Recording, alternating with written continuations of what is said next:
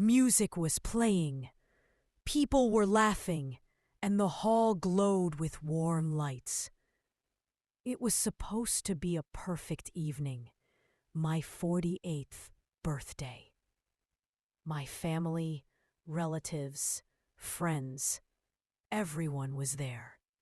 I took a step toward the microphone to thank them. But before I could speak, a voice cut through the celebration like a knife. "Everyone's sick of you." The hall went silent. I looked toward the back and saw my son, Ayan, standing stiff, his face red, his eyes wet. He wasn't joking. He wasn't smiling. He was shaking. My husband froze. My sister covered her mouth. People exchanged uncomfortable glances, but Ayan kept going. "You think this party makes everything okay?" he yelled. "You're never around. You're always busy. Everyone just pretends nothing is wrong." My heart dropped. 100 people were watching us. But in that moment, I only saw my son. His hurt, his anger, his loneliness. I slowly walked to the microphone again. I didn't shout. I didn't defend myself. I simply said, "Layan, come here." The guests held their breath as he hesitated, then walked forward. When he was close enough, I spoke into the mic, but softly, gently. "I didn't know you felt this way. But if my own son says he's tired of me, then maybe I haven't been the mother he needed." Ayan's jaw tightened. A tear rolled down his face.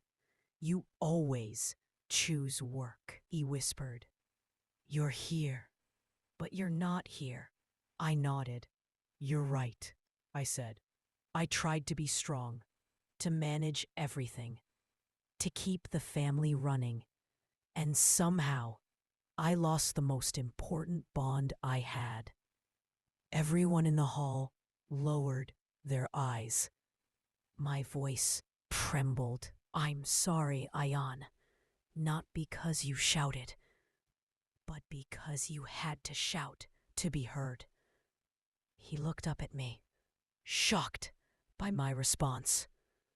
I stepped closer, took his hands, and said, "If you're carrying pain, I want to carry it with you, not as a perfect mother, but as a real one."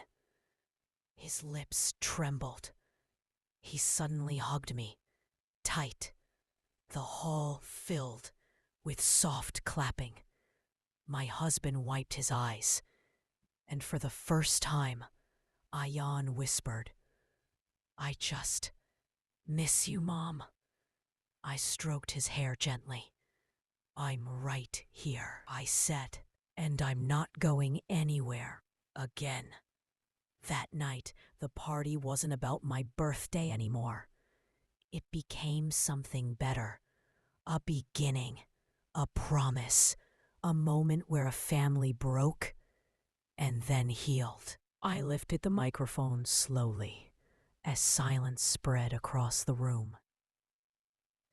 "If everyone's sick of me, then maybe it's time the truth finally comes out," I said, taking a deep breath. The guests froze. Even my son stopped shouting.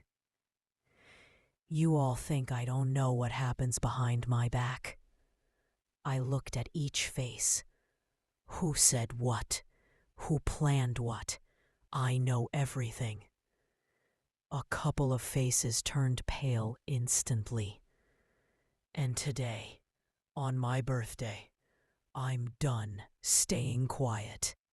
I placed the microphone on the table, and the sound thud echoed through the hall. The entire room fell into a heavy silence, as if no one dared to breathe. I turned toward the door and said, "Now it's my turn to bring the truth out in front of everyone.